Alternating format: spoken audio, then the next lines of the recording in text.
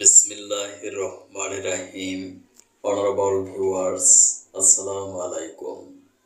বিশ্বের যে প্রান্ত থেকে আমার আজকের সংবাদ শিরোনাম অনুষ্ঠানটি দেখছেন, ডিজিটাল বায়োকেমিক মেডিকেল কলেজ হসপিটালের পক্ষ থেকে সকল দর্শক শ্রোতাদেরকে জানাচ্ছি আন্তরিক অভিনন্দন।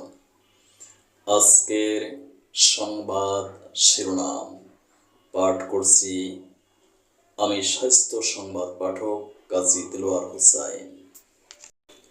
আগামী জাতীয় সংসদ নির্বাচন শান্তিপূর্ণ করার লক্ষ্যে পুলিশের করণীয় সম্পর্কে নির্দেশ দিয়েছেন প্রধান উপদেষ্টা ডক্টর মোহাম্মদ ইউনূস।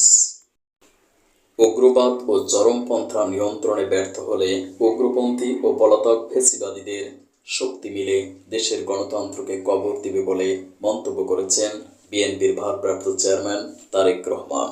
সরকারের দৃষ্টি আকর্ষণ করে বলতে চাই, ধর্মীয় উগ্রবাদীদের অপতৎপরতা এবং চরমপন্থা নিয়ন্ত্রণে ব্যর্থতার রাজনৈতিক বিবেচনায় বিচারিক সিদ্ধান্ত থেকে বের হয়ে আসার আহ্বান জানিয়েছেন জামায়াতের আমির ডাক্তার শফিকুর রহমান।